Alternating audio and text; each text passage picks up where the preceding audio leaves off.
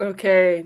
So, continuing the practice of not waiting for perfect conditions to record, yesterday morning, I was listening to sort of the last of my sad playlist because I had discovered that by singing, I was releasing a whole lot of grief that had been stuck there. Like you listen to sad breakup songs to cope with you having broken up.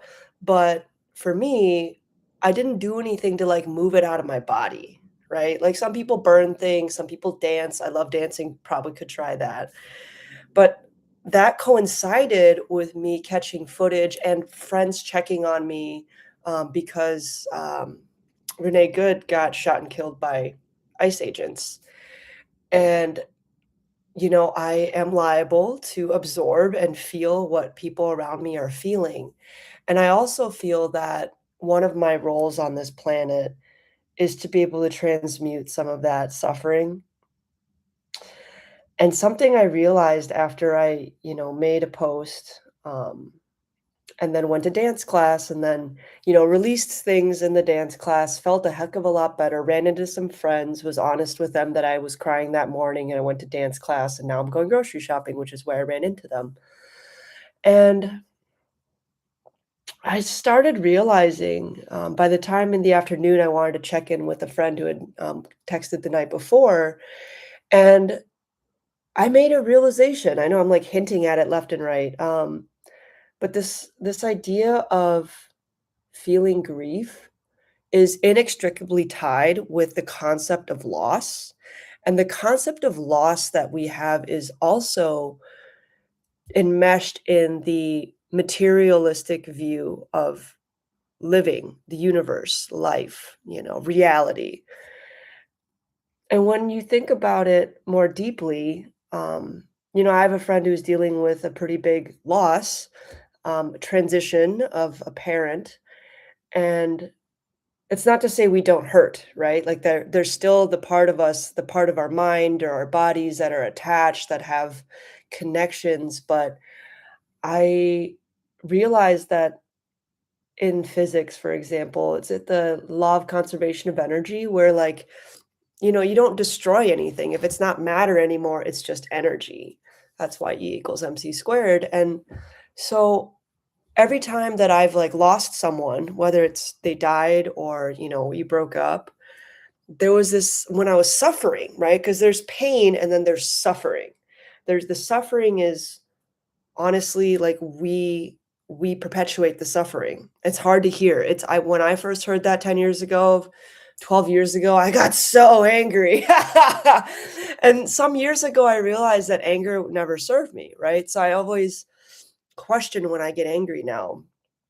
And now I've begun to question when I get sad because anger, like, protects your sadness. It protects you from being so sad, and why would it wanna protect you from sadness is another question. It's like, if you're sad I was extremely low energy yesterday morning until I got my body moving and was in a room full of people who were singing and dancing. And sadness can bring some connection.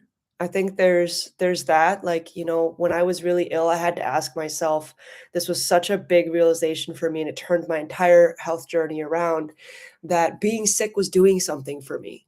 Like, everything is working in my favor. The being sick was something that allowed me to be taken care of for once instead of me constantly pouring out to others and sacrificing my health and my time and my money all over the place. And so what was I trying to say? So if matter is never it never just disappears. Like if the physical body rots, like it becomes energy in the form of heat, whatever. But we have never answered the question of like what happens conclusively, right?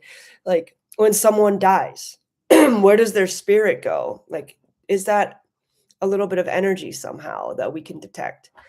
And when I think about it that way, and the fact that like I quit several addictions after I believe my father passed away, and that way maybe he's helping on the other side in a way that he couldn't in this realm. So depending on your belief system, this could be total heresy, right? So feel free, unfollow, Write me off. That's totally cool. I'm living my life now, getting used to the fact that what I believe in and what I start to do to flourish has nothing to do with anybody else. It has to do with me. And when I realized that also being sad is a mental game, like a mental track, like a groove that I don't need to put the little, vinyl reader in. Like I don't need to put my mind back in that groove. Like I don't need to feel sad over this. Like I don't need to feel sad or angry to do the best thing, not only for me, but for what I can contribute to the world. Like I don't need to feel horrible to contribute to the world. I don't need to feel horrible to be a part of this world and connected to people. Um, yeah, there are some folks that over the years I realized they can't relate to my joy, and that's okay. That's okay because also the universe is working for me, God is working for me, source is working for me, spirit guides, even angels that I've never seen, but I'm starting to really like feel like they're like there's everything's looking out for my like well-being. So instead of feeling like I've lost people that couldn't be there for my joy, I'm realizing like more and more that that was just that's just their journey. That's their journey. They're going that way. I'm going this way. I'll find more people. I've never had trouble making friends, but I've also realized that maybe I kind of want to embrace becoming unpopular for once because I've been exceedingly popular. And during those times, I wasn't necessarily any more happy. And that's probably on me. Like, I didn't know what my authentic self was for the longest time. I thought, coming out as queer really early, as in like I didn't lie to myself. As soon as realized I was attracted to women, I was like, how do I make sure people know this so that, I'm not misleading any poor, the trail of brokenhearted boys. Like middle school boys. Because that was when I came out after middle school or in middle school. Um, yeah, that's my reflection for the morning. Like, I've wanted to title these like morning missives, but I realized missives are more writing. This is more speaking. I'll find a, title for it, whatnot. I feel like it's really cool right now that I'm embracing being really uncool and unpolished because, like, I didn't turn on the overhead light. I didn't even turn on the light that's ahead of me. The computer's doing a great job of like interpolating because it's actually darker in real life than it is on this screen that I'm seeing. Um, I haven't showered, I haven't brushed my teeth. I just finished breakfast. I got off of a UA call, um, where I was just listening in to figure, action partners. Yay. Because there are some things I want to do this year. And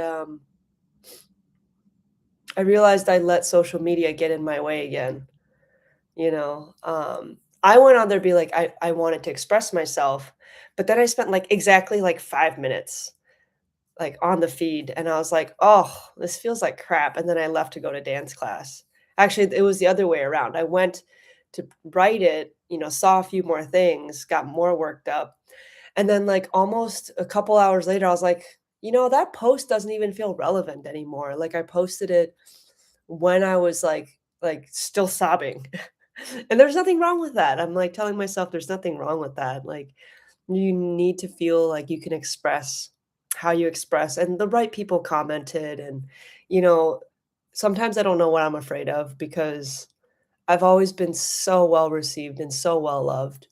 Um, and honestly, I guess there's a part of me playing this game of I'm not trying to make anyone upset, right? But in terms of all the things that I've been afraid of, in terms of telling my truth, I'm like going, "Oh, just say it, girl, because what's the worst that happens? The first person disagrees with you publicly in, like, 10 years?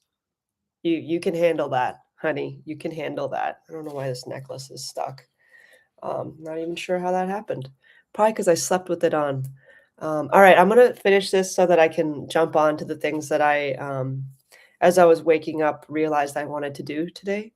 And I also have an energy healing at 9. So it's an hour and a half. So I have about an hour and 20 minutes to get some things done that'll make me feel good for the rest of the day. I'm seriously like Not seriously considering, like, this morning's morning pages, I was like, "Yeah, just get ready to leave Facebook and, post about, where to find you on your blog and on YouTube, ghost it for a while, maybe ask a few friends to post the sign up forms or whatnot, and then just ghost, girl. Just ghost. Go, peace, bye, see ya." Because I can't remember a time that really Facebook brought me a lot of joy. Um, I get more joy from actually, like, calling and hearing from people directly, and I think that that's what's missing. So, okay, ending the stream. Ah. Na, na, na, na, na, na, na. Yes, your stream will stop immediately, and you will no longer be live. That's what I want.